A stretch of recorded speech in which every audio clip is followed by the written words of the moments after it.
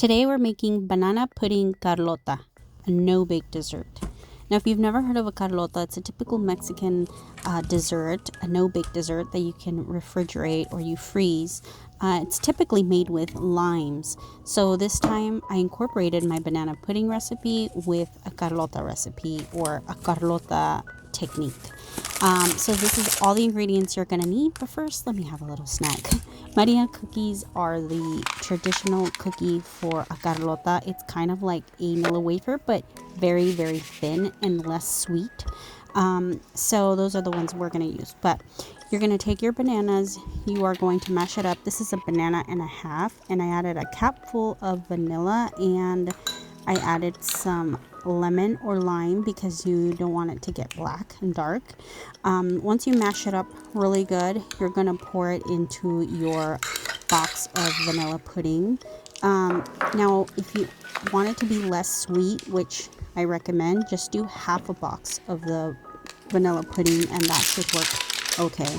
Next, you're going to fold in your tub of Cool Whip. I like to keep it out of the freezer for a little bit so it can get nice and soft, but not too soft. And then you're going to fold it in, and if you fold it in, it allows the air to keep it nice and fluffy as opposed to just mixing it, really fast and then it becomes flat. So you're gonna get a mixture that looks kind of like this.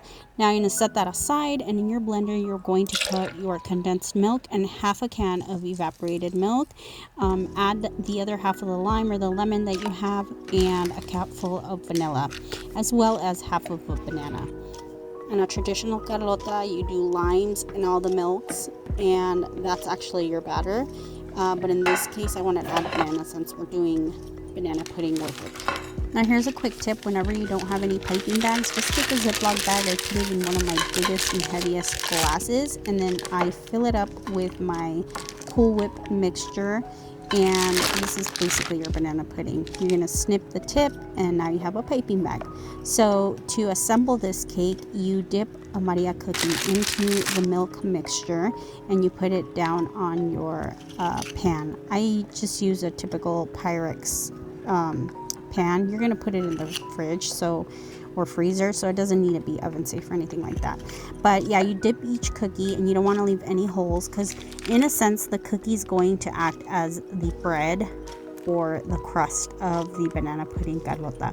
So then I pipe some stripes of the banana pudding, and then I keep layering cookies, pudding, just kind of like a lasagna, like you would do a lasagna. In between my layers, I do like to do a dust of cinnamon just because I like the taste of cinnamon with banana.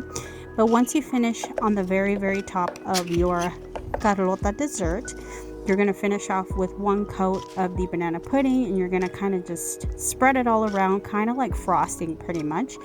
I dusted my very top with cinnamon once again. Then you're going to cover it and put it in the freezer.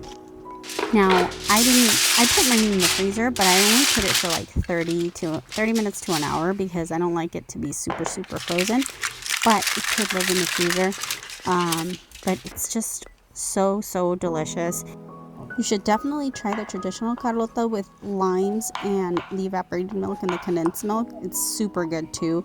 That actually has no pudding. It's just dipping the cookies in the milk and stacking them until you're all the way done, and then pouring the rest of the milks on top of the cookies. And it's actually really delicious as well. So anyway, I'm so glad that you're here. I hope you gave this dessert a try, and we'll see you next time.